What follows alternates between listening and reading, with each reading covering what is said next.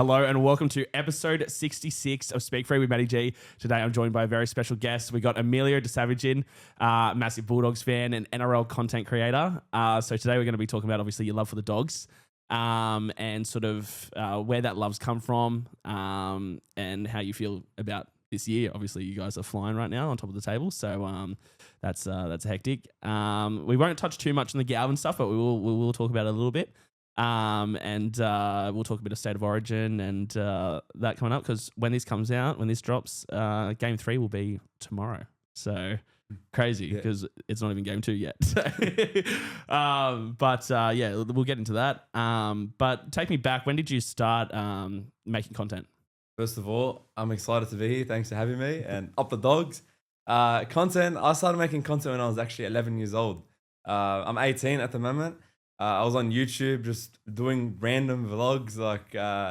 Most of them are deleted now, and I've always felt the need to be in front of the camera since I was very young, and it started from there. I done YouTube till I was about 14, 15, and then around lockdown or just before lockdown, I got on TikTok, and YouTube never blew up for me because I was a kid. It wasn't quality content.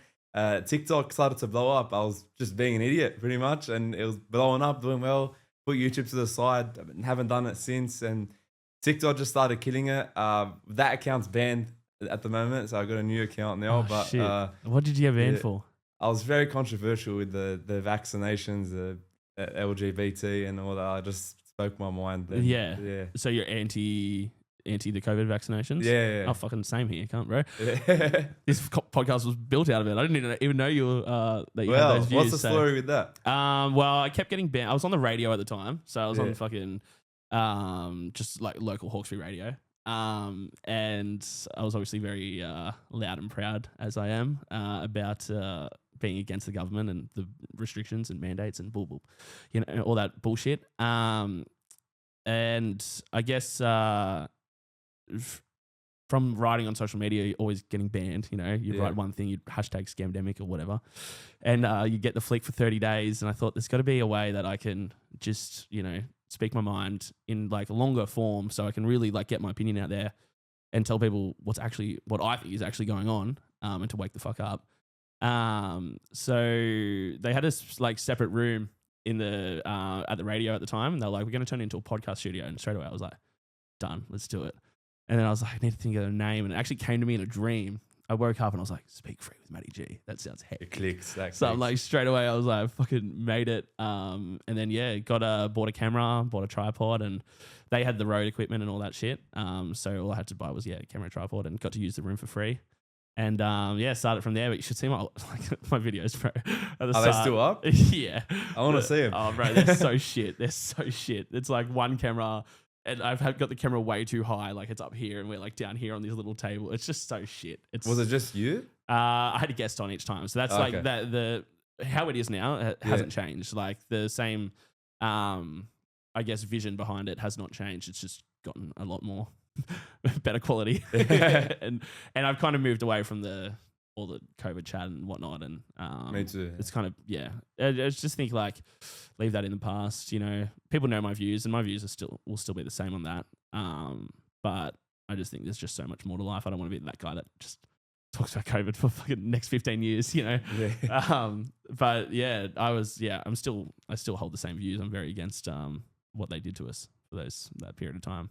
But in saying that, one good thing we got out of it, and probably you can agree, is that people got really creative during that time, and like we saw content just like explode.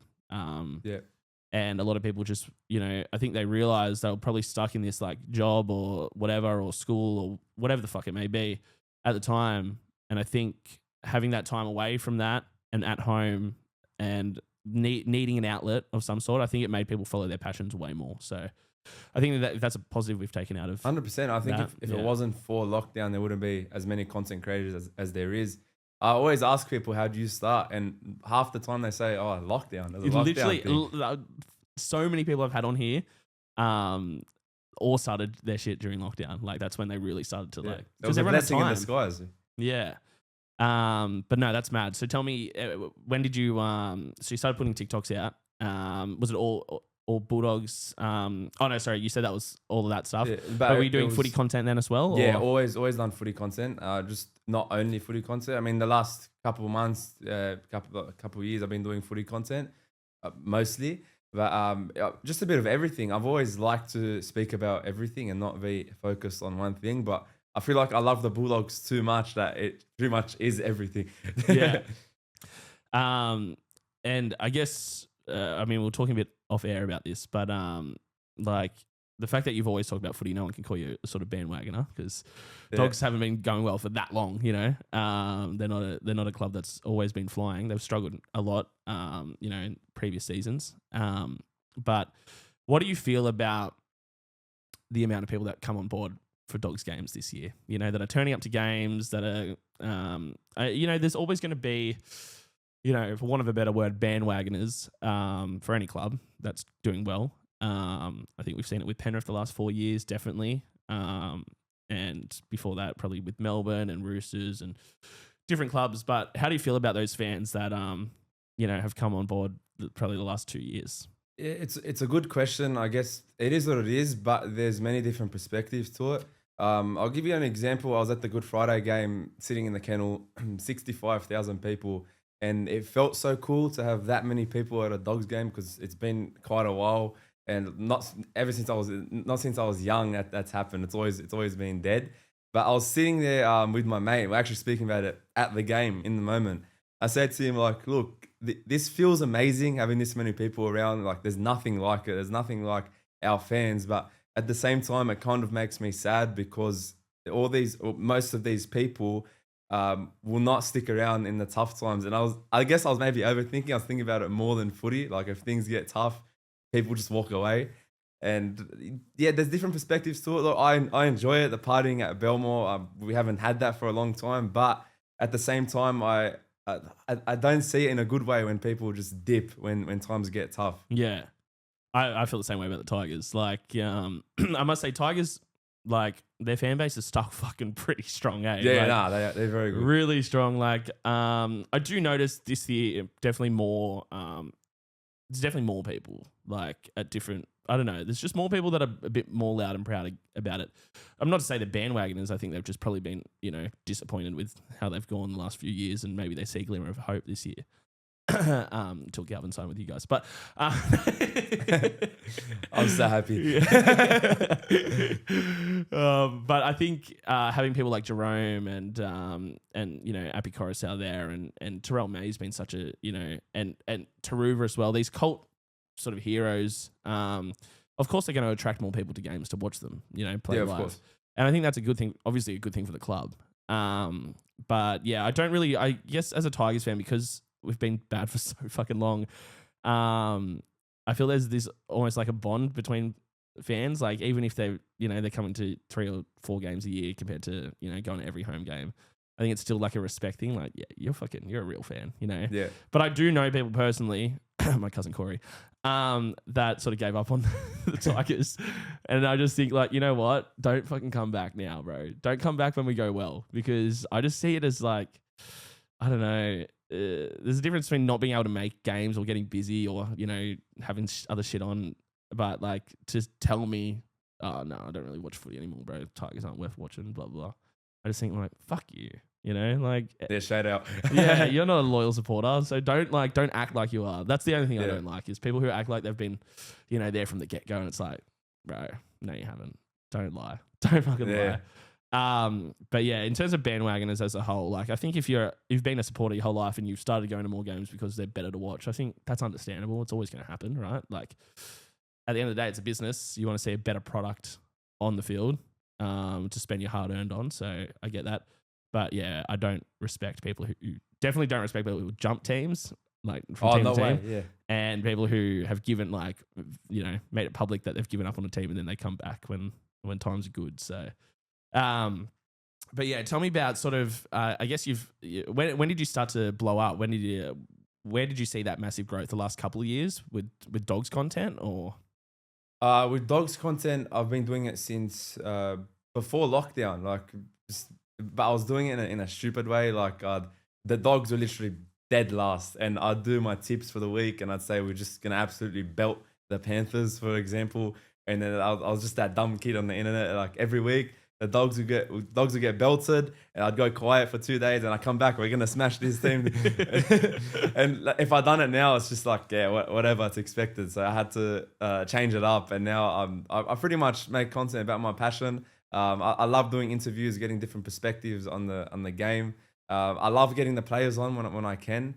But that's hectic. Like it's always good. That we've got in my opinion, the best group of boys out of all teams. They're just genuine people. Off the camera, they've got great hearts. They always have time for the fans. And I go for the best club in the world. I'm sorry.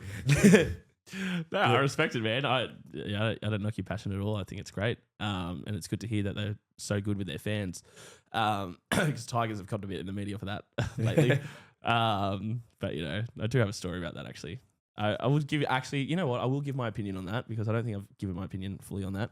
That viral video that went around of Luai and Royce Hunt not getting a photo with old mate at the fucking airport after Magic Round. I'll fucking say right now, Jerome Luai is one of the greatest people I've ever met in my entire life. 100%. I was with him. I met him at the Star a couple weekends ago. They had some event on. He had so much time for me and for everyone around there. I probably had like a good 15-minute conversation with him, like legend of a bloke. And I think when it comes to like real fans, I think like he has a lot of time for. That bloke at the airport was not a fan of the Tigers. He was a fucking signature chaser standing at an airport at Magic Round knowing all these teams are going to be leaving that day, trying to get signatures, you know what I mean? Like, because, he wants shit signed or whatever to sell or whatever it may be. And they would cop that all the time. And if Ramey's on his phone with his family, he's on FaceTime, and then there's Royce Hunt scoffing his face with fucking whatever he bought, some food, sushi or some shit, I think it's fair to just be like, nah, I don't want to get a photo. What's your take on that? Do you see that video? I've seen it. Yeah, of course I've seen it. Yeah. I mean, I've been living under a rock if I haven't. I've heard a lot of good things about Luai. Obviously, there's players like him that can seem to be cocky or a bit of a gronk on the field, but I've always seen it with him that he does seem like a good bloke. And you gotta be passionate and competitive, and sometimes it comes out like that. But what's the source for the guy being a signature chaser? Well, in the actual Terrell May full video, he said, I'm not a Tigers fan. So it's like, well, if you're there with plus he had a big book of signatures in his hands. Yeah. So I thought like, well, there's not an official source. That's just my fucking eyes. But but I know these people, right? Like they're at every fucking, they come, the amount of times I've been standing outside Leichhardt Oval because it's such a good place to meet players because, they come out and they walk to their car. You have like a good amount of time with them.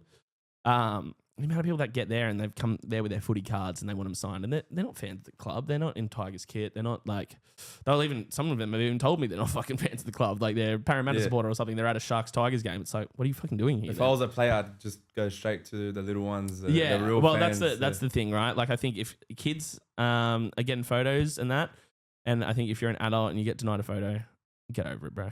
Yeah, straight up. Get over it, bro. Like, as long as they're with the kids, like, I know the adults are the ones paying the tickets and buying the jerseys and shit. And for the most part, the boys are fucking hectic, right? Like, majority of footy players in total, not just Tigers, but majority of footy players will get a photo with you. They'll have a chat with you. But, like, there comes time when I think they're allowed to say no as well. That's what I just think. I just think people are allowed to say no, right? And I think it's easy for people who aren't in their position to sit there and go, oh, they should be getting a photo with everyone. It's like, yeah, but if they get asked that fucking every day they go out in public somewhere, like, fuck that. Yeah. Like, eventually there needs to be a time where you go, nah. They've got every right to say what they want. They're people too. They're not robots. Yeah. But the only time I'd say it's wrong is if it's a little kid asking 100% for a photo. Agree. Like, 100% agree. Imagine like that would break their heart. So I've seen Latrell do that. So yeah, I don't really like Latrell. Yeah. I'm not going to comment on that, but I don't have an opinion one way or the other. I haven't seen him do it. But I think majority of players would, of course, when it comes to kids, would get a photo with them or give them, or sign something or sign their jersey or whatever it may be. A lot of players go above and beyond, give them kids their boots and headgear and shit like that, But yeah, you also look at people like Jonathan Thurston, who used to give these headgear out like every game. And then I met him at Cairns in October last year, and he was a fucking dickhead. So, that's my opinion of him. I think he's a dick. But in saying that, he also could have been having just a bad night as well, you know? And sometimes the attitude comes across. So, I'm not going to let it kill my vibe for him. But, Spencer Lee wants to, arc up to him.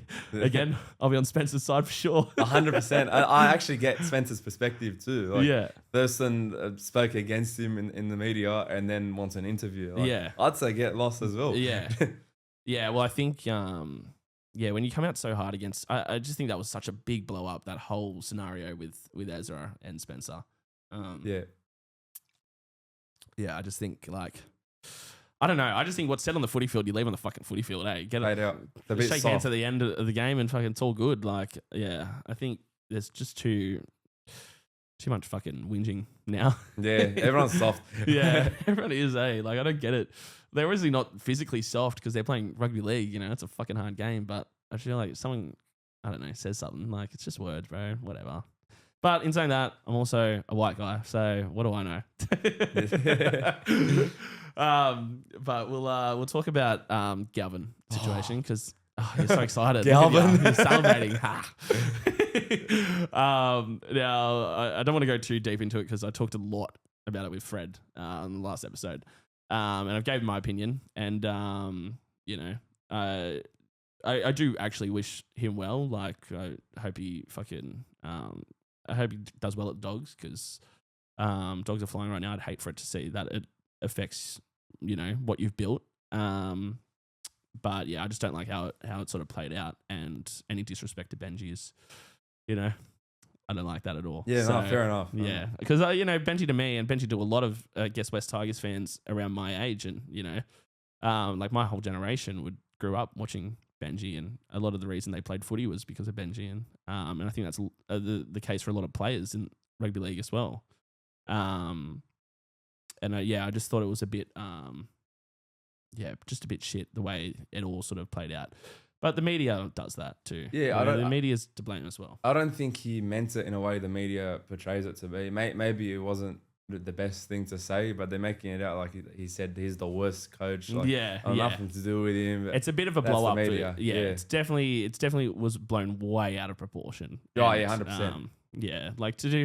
To have to do press conferences midweek to talk about it. It's wild. It was such a wild fucking few weeks there, but it was a wild ride, and it's over. I know. I'm glad it's over. I really am glad it's over because, and you know what? I'm really glad you guys got him over Para because fuck Para. Yeah, that's it. Honestly, bro, fucking the amount of Para fans that were like, anytime I wrote something negative towards Galvin when the situation was happening, all these Para fans defended him like he was already signed with them. And I'm thinking they're all like, I had one guy, give him a shout out. He's a good bloke. But he wrote on there, when Tigers said they were going to allow him to speak to other clubs to get an early release, he wrote, I wrote, see ya. And then this cunt wrote, he goes, how does it feel being our farm or something? He wrote. He's like, first Moses, now Uncle Isaac's going to bring over Galvin. Yikes. And so I was just waiting patiently. I'm like, don't say too much right now. I'm like, just wait, see how it plays out because Dogs are in the race. And then when he signed with Dogs, mate, fuck, I just wrote back, feeling all right. Oh, so I've done a few of those. But it was, it's funny. Because a lot of people thought he was a shoo-in for Parramatta because he grew up, supporting them and whatnot. But, I always said, I don't think when it gets to a professional level, that sort of matters. I don't think that stuff matters too much. I don't think it's the be-all and end-all. I think if you see yourself going better or developing better as a player, at a different organisation, then fucking go for it. Completely different levels too. Yeah. He was very smart with his decision. I'm not going to lie, that kind of made me a little bit scared that he was a Para fan going up, and it made, I guess, a lot more sense for him to join their team, like from their perspective, slotting him into 5'8". Yeah. But when he signed with the Dogs, if the people that know me know, I was probably the happiest person on the planet that day, because if you don't, I don't know if I've told you, he's been my favorite player for a while now, like ever since early last year. And I don't usually go crazy over a player that's not in my team, but I always did for Galvin. I don't know why, he's just special to me. I see something special in him. He's fun to watch, and I've always said that just randomly out of the blue, yeah, Galvin will be at the Dogs. And to see it actually happen, I'm not saying like it's because of me. I kind of manifested it, but well, I mean, it is a big thing. Manifestation's real, bro. I'm a big believer in that. It feels like a dream, honestly. Like I feel like I woke up from a dream. Like I had to pinch myself a few times, and I just can't wait to see him take the field. It's a shame he's not playing on Monday, or it might be a late inclusion. But I think he will play. By the time this is out, he'll be playing. Yeah, 100, 1,000,000%. Yeah. But yeah, this being filmed June 7th. So yeah, he hasn't actually played for Dogs yet. But big Monday game. I think he will get a start. I think he actually will. Yeah. Yeah. So yeah, obviously named in 23. But amongst the greats. There'll be yeah. Michael Jordan, LeBron James, Jacob Carraz, and Lockie Galvin. Oh, when I saw it was 23, I thought, fuck, that's so funny. That's so funny. But no, I hope he does well, man. I think, yeah. And you know, hats off to him for not choosing Parramatta. So yeah. You know? Well done, Lockie. Yeah. Now we will talk State of Origin. Obviously, game 1 happened. Game 2 would have happened by this time this has come out. So I thought we could do some predictions for game 2 and see if we got them right. So, you know, by the time this comes out, we're either heading into a fucking decider or we are already won the series. So, you know, either way, it's sort of a, you know, win-win for New South Wales fans, because they're either going to get to Sydney and watch a cracking game, decider, or hopefully clean sweep these motherfuckers. But how did you feel about game 1? Game 1, I think there was a lot of missed opportunities, but we dominated them all across the park. I mean, Hammer was shut down by Crichton. Toto went in the bin. Crichton handled him and Holmes at the same time. Not just Crichton, but the whole squad just worked well together. I think Moses and Cleary worked very well together. Yeah. And that's only going to get better. I know they've got a lot more to work on, which is scary. It's scary. I feel like they need to use Moses' long kicking game a little bit more, but they just clicked. And our forward pack was amazing. Haas, Barnett, great start. King off the bench. Everything just went well. And Queensland, they weren't terrible. They just got shut down in every aspect of the game. And I think that's going to continue to happen. And I think we'll clean sweep them. I like it. I like it a lot. One thing that has been, I guess, a talking point from the game is that it didn't feel like an Origin game. I would agree with that. I agree. I don't think it did feel like an Origin game. It didn't have that level of intensity that we're used to seeing. And it's crazy that they've lost 2 at Suncorp in a row. You know, game 3, you know, decided last year, and game 1 this year. I guess Suncorp usually has always brought that intensity with it, especially Origin time. What do you think's the reason that it's no longer got that? Is it just the playing group is just not as good as they once were, or is it? Yeah, I don't know. I don't know what it is. Like, it's just it's weird. Has Queensland lost their spirit? Yeah, in a way, I guess. I mean, I don't want to say that and then they go and win, but yeah. I just feel like compared to the old days, not many people are willing to die on that field. That's all it is. Yeah, like the players are a little bit more cautious. That's all. Yeah, and that it is what it is. It's 2025. That's how they are. It's still a very tough sport, and it doesn't feel like Origin because we're used to how the old Origins are. Yeah, that's all. I think the ref played a big part in it not feeling very intense too. There was a fucking lot of penalties. Yeah, that too. Actually, a lot of penalties. That first half was very stop start. And a lot of penalties came New South Wales' way, which I'm not complaining about. But I also love to see the game flow. I like to see it become quite a grinding affair. And yeah, I don't like piggyback penalties, especially for soft shit in Origin. I just think let it fucking go. Yeah, especially that sin bin. Yeah, when there's a 50-50 call, like you can either call it or not. No one's going to really fucking notice. You know, like let it go. It's Origin. You know, that's how it should be refed. I think. I'm not saying. I hate to say the game should be ref differently in Origin compared to club footy, but like also it should. Yeah. Just put the whistle in the pocket. Yeah, like and that's what's made Origin so great in the past is that the game has been allowed to just flow a little bit better. You know, the result is decided by the players rather than a whistle. You know, and yeah, hopefully we see that more in game 2. A bit more of a kind of grinding affair. I definitely want a close game. Like I as much as I would love to flog them and like that, but it doesn't make for good watching, really. You know? Yeah, like, of course. And yeah, I love an Origin classic. You know, just. I think game 2 will be.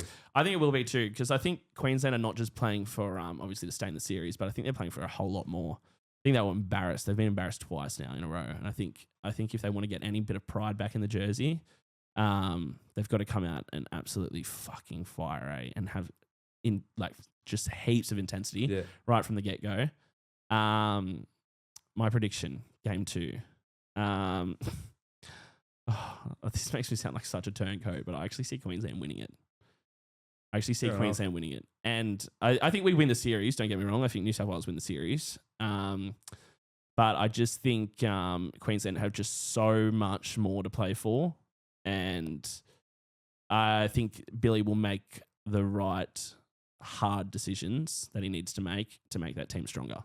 So, yeah, I could see them.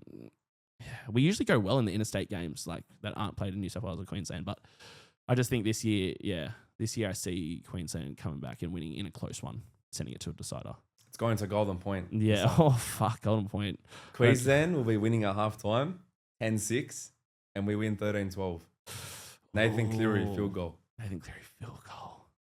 And Max King scores in this one. Nathan Cleary field goal cements himself as the greatest of all time. And Max King scores a try to level the scores up. Oh, say less.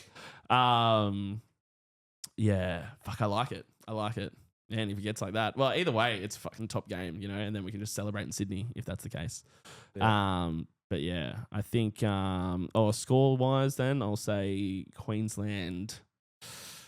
16-12.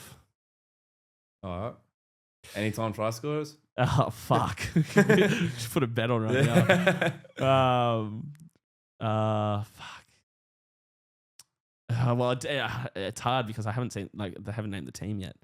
What do you think they'll do with their halves? With Queensland? Yeah. I think DCE's gone. Me too. I think Dearden is in. Yeah. I think Dearden comes in. Or do they go all smoky and put Fogarty in? He's Queenslander, right? Yeah. Yeah.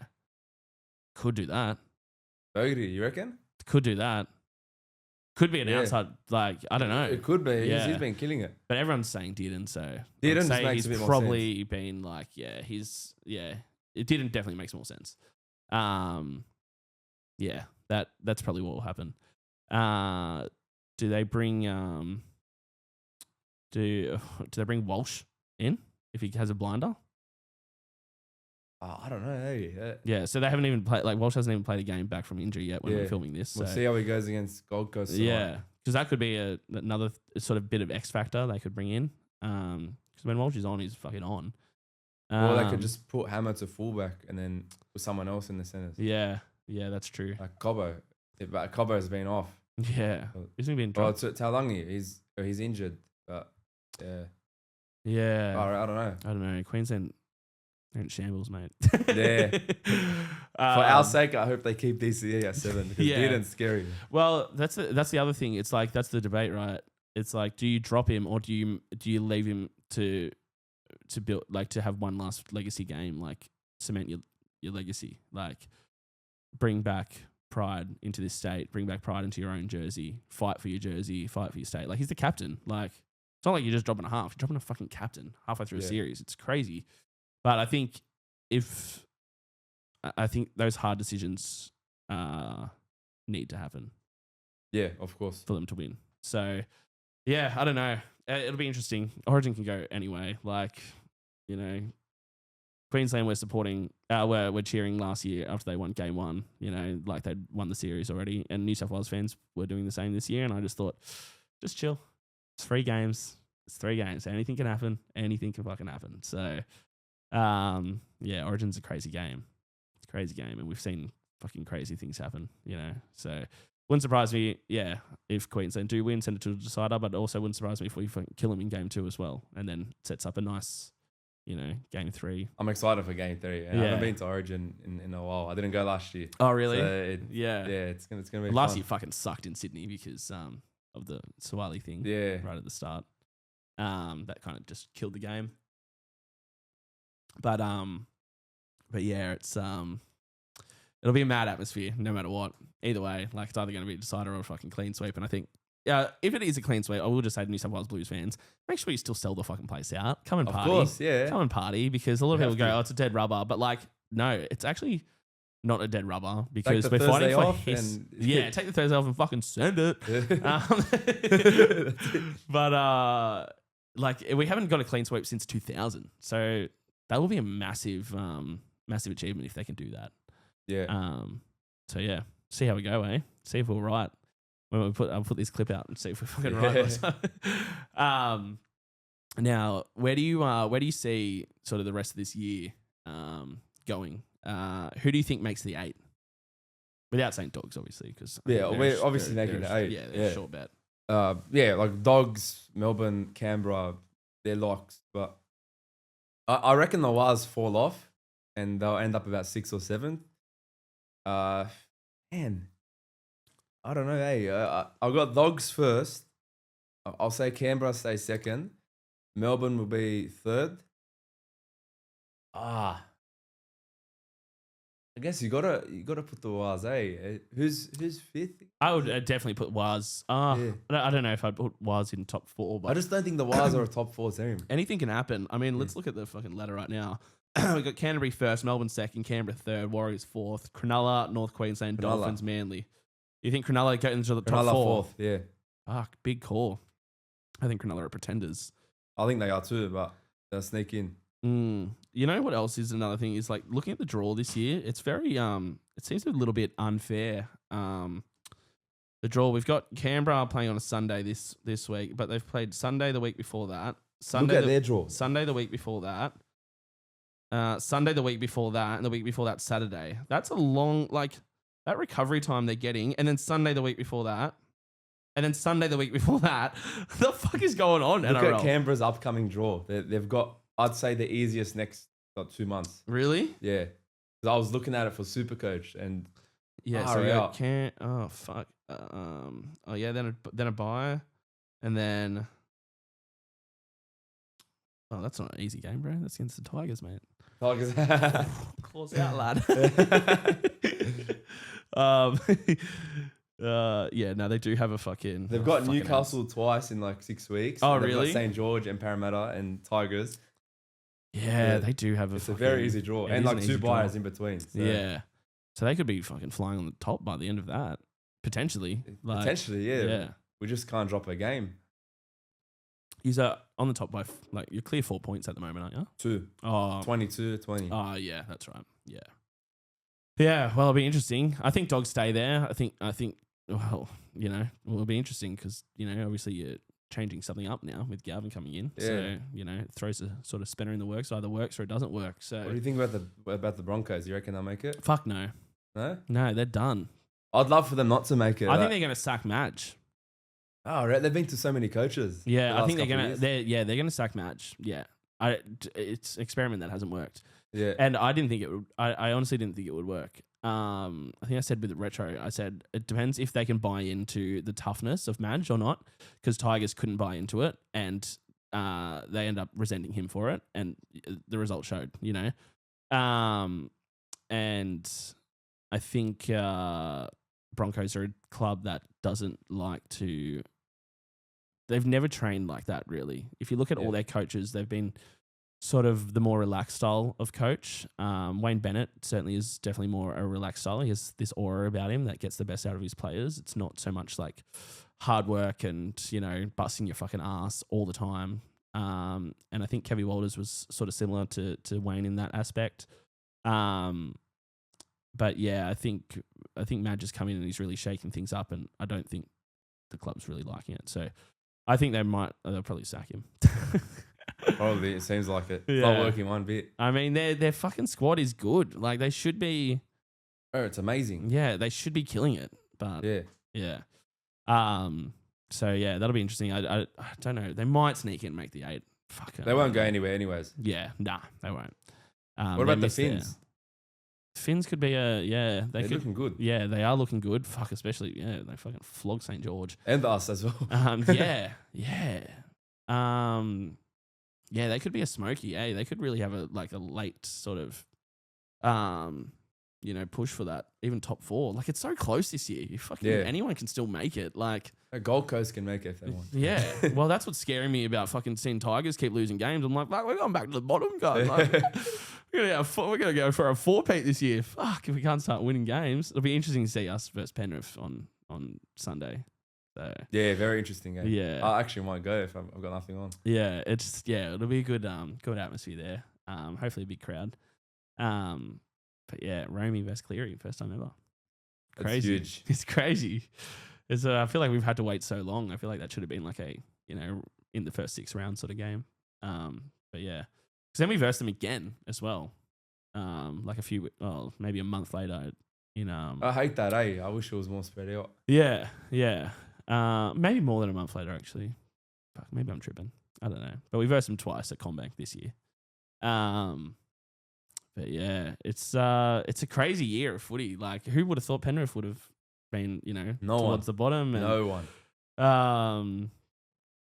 What's fucked as well? I had a prediction that I thought Penrith were going to miss the 8 this year, and I didn't say it on the podcast because I thought, no, it's too outlandish. Like it was my we're doing like a bold prediction. And I was like, no, it's too outlandish. I was like, I'm not going to say it. So I pussied out from saying it. I'm like, fuck, I so should have said it. I could have been a fucking messiah, mate. How much were they paying to miss the 8? It would have been fuck, at least $40. I think even now they're still paying like a fair bit. Like really? Yeah. Let me check that actually. Let's fucking see what Sportsman got going on. But yeah, where would it be in their futures? Team to do they have like team to miss the 8? Team to miss the 8. Team to miss the 8. Bottom 4 finish, least wins, top 8. Oh yeah, so they don't have a bet on like to miss the 8. I can't find it anyway if they do. But to make the 8, Penrith are still only paying $2.10 to make the 8. I wouldn't go near that. And where's the $7.50? That's actually not a bad bet. We could sneak home. And get that 8th spot. And then every team after that, like above Tigers, is all like $3.10 and less. Canterbury and Canberra both $1.005. That feels good, man. Bet, that feels so good. Yeah, it would. I don't know how that feels. It feels like yesterday we were trying to calculate how we can still make the 8. I remember doing that the week ladder before. predictor? The week before we versus Newcastle and lost 66-0. And then after that, I was like, okay, it's not happening. Yeah, it's it's fucking, bro. I don't even. 2011 was the last time we made finals. We got beat by New Zealand Warriors in the second week of finals, and yeah, I just remember Tim Sheens. He took his headphones, like he used to wear this headset, and he took his headset off and he just fucking threw it on the ground and it broke. And I remember seeing that, and there was like a Foxtel camera, like Fox Sports camera, just like pointing just at the fucking headset, just broken on the ground. It was like, that's our season right there. That's how fucking just summed up. And then we haven't made the 8 since. It came 9th a few times. Yeah. Fucking hell, man. It's just it's fucking heartbreaking to continue to support a club that you feel like there's just no hope there. And then like this year I was like, yeah, it's gone. We're fucking starting to kill it, and then the whole fucking situation happens, and it definitely disrupted our season 100%. But can they just come out and start firing now and go on a bit of a run? We'll see. I mean, if there's anyone to do it against, it's Penrith, who are right next to you on the ladder. So. Yeah. Well, it'll be a big test. That'll be a big, that will set, I guess, the tone for the rest of the season, this game on the weekend. So You know, and if not, then fucking we try again next year. Yeah. I feel sorry for you guys. You know, when we weren't yeah. doing well, I just think of you guys. Like, you have it way worse. Yeah. We honestly, no teams had it tougher than the Tigers, I don't think. Not even close.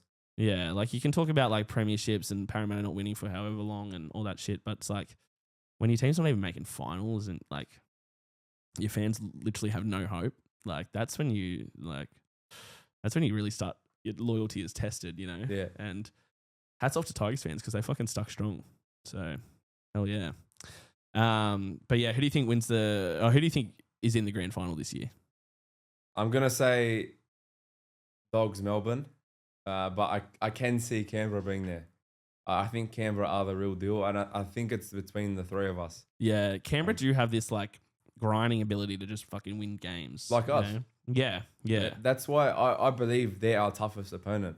They just play a very similar style to us, and it's hard to, I guess, counterfeit them in some aspects because they just match us. Yeah. Whereas Melbourne, you just got to outplay them. Canberra, you got to outmuscle them.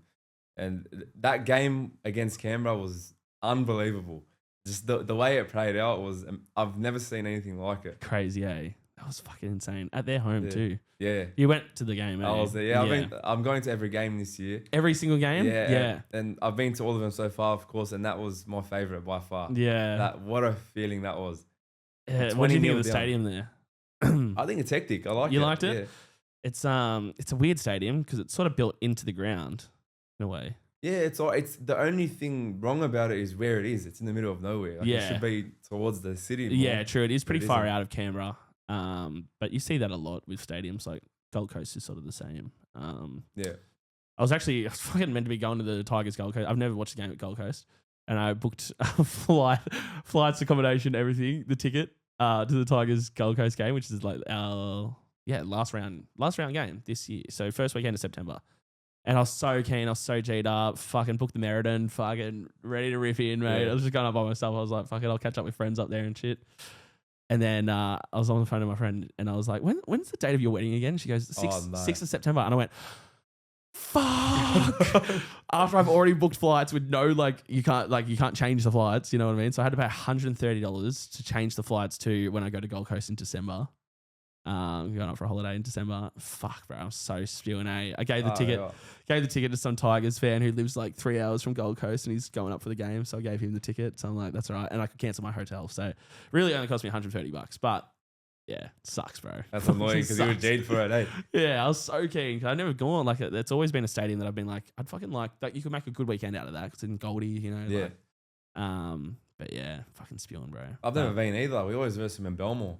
Oh, really? Yeah. And only once a year, or No, we versed them Magic Round and Belmore this year, and last year just Belmore. Yeah, shit. So you can't. Yeah. At least you don't have to play a home game at Magic Round. Yeah. We always play our home games at Magic Round, but I think that secures us getting a spot in Magic Round as well. So I don't hate it. But You take it. yeah, You'd hate to have the bye, eh? Oh, bro. Everyone wanted you guys to have the bye. Bro, I know. But then you go there and you realize how many Tigers fans there are. How good is it without the Manly fans? Oh, bro. Fucking Can't stand them. I can't stand them either, eh? I fucking hate them. They're the biggest grunts. I hate going to Brookie. It's the worst stadium. Oh, yeah. They're awful. You know, my first ever footy game was actually at Brookvale Oval. First footy game that I watched. My pop was a Manly fan. And he took me there. And it was Manly Tigers, and I think he gave me the option of what jersey, and I was like, I'm a Tigers fan. My dad goes to Tigers, so I was like there, and I think Manly flogged us. It was 2003, so Benji Marshall's debut year, and yeah, after that I was like, yeah, after going to Brookie once, I was fucking, I'm definitely a Tigers fan. Fuck Brookvale. Oh yeah, I do. Yeah, hey, who's your most hated fan base? Manly. By far, yeah. Yeah, and then who after that? Parramatta, surely, right? Fan base, yeah, Parramatta, yeah. Yeah. But Parramatta, you can actually have a good chat with them, and it's just banter. Manly, you reckon? I feel like I can't do that with Parramatta fans. Most of the time, yeah. But there is times where it's just pests. Yeah. But Manly, they're very racist, to say the least. Yeah. Are they? Yeah. Northern Beaches. They don't like us one bit. But, Para fans, they've got good and they've got bad. Like a lot of them are very chill. Like you shake their hand, like oh, Yeah. good game. Then some of them are just annoying, especially in the times where they were beating us. Another fan base. Cronulla fans are a bit annoying. Yeah. I And like yous you have- guys. You used to have natural beef anyway. Yeah. This is talking about 2005. Yeah, far out. We don't talk about that. You don't need no more fucking Cronulla riots. Yeah. Oh, fuck, man. Yeah. I like your fans. The Wise fans are hectic. The Wise fans are hectic. I will agree. Yeah. I don't mind the Dragons fans. Tigers and Doggies fans get along really well, I feel, because we've both Yeah. like been through the fucking, the tough times. But yeah, Dragons, yeah. Take them all in. I had a bit of a run-in with a Dragons fan at fucking Magic Round this year, actually. She was giving me heaps. Like, Yeah. I wasn't even like, she was like, when they started to come back in the second half, she was like, give me the finger. I'm just like, shut up, come on. Like, wait till the end of the game, we'll see. And then Tigers held on to win, and I was just like, fuck you. Oh, man, I was so G'd I was up. actually sitting in the middle of the Tigers bay for that Oh, game. really? Yeah, fuck. that wasn't my seat. I just sat there, like I just wanted to get amongst it. Yeah. I was cheering for Galvin. I had these cutout head, and then it came to the Dogs. 2 Yeah, weeks who would later. have thought? Yeah. Who would have thought? Yeah, fuck. But yeah, crazy, eh? It was Magic Round was so much fun. It's fucking so good there. Are you going to Vegas? I'm going to Vegas. Yeah, Yeah. I can't wait. Are you going? No, I won't go. I won't go over there until Tigers play. Oh yeah, that's 'Cause, right. Yeah, It's just a very it's a big trip to make. it is. And I'm like, I'd rather go there when my team's playing, be around my fans, not my fan, but my fellow Tigers fans. I think that would just make it just like the cream of the crop. But it will be fun. Like, who's going and which teams are going? Dogs versus Dragons and Cowboys versus Newcastle. So- I don't know about Newcastle. No, going, you got good fan bases going, but fucking Newey fans are hectic, bro. Yeah, Like, they are very loyal, very bro, passionate. and honestly, I've never had I go up there every year to watch the Tigers Newcastle game because one of my good mates Banjo lives up there. So he's a Newcastle fan, so we go to the games and bro, it's like the banner you cop and shit. Like we went out drinking after that, and the banner you cop, it's just fun, bro. It's just good. It's They're good, nice. good They're value. chill people. Yeah, and they But love their footy. Up in Newey, they're just very simple. They just love their footy, and that's it. Yeah. We will wrap up. But I guess we'll end it by giving a last prediction for who wins the premiership, which we haven't actually said so far this year. This episode, I don't think. I think we talked about grand final, but who do you think wins it all? The Dogs. I'm not even being biased. I'm confident we have what it takes to win it this year. We've taken it up a notch this year, and we're gonna get it. Gavin goes from cellar dwellers to premiership winner. Yep. in the same year. Oh, fucking hell. And I want to send the message to Galvin, mate, you're an absolute champion, and we welcome you with open arms. Thank you for choosing us. Thank you for just existing. We're going to cut this part out of the podcast. I'm kidding, I won't. I'll probably clip this up. Oh, fuck, man. Nah, good luck to yous, and hopefully Tigers will see us in the finals. If we can fucking Hopefully, bro. sneak in. Hopefully. We'll see. Well, thank you very much for coming in, brother. Nah, thank you. You're welcome anytime. And remember, guys, speak free with MattyG.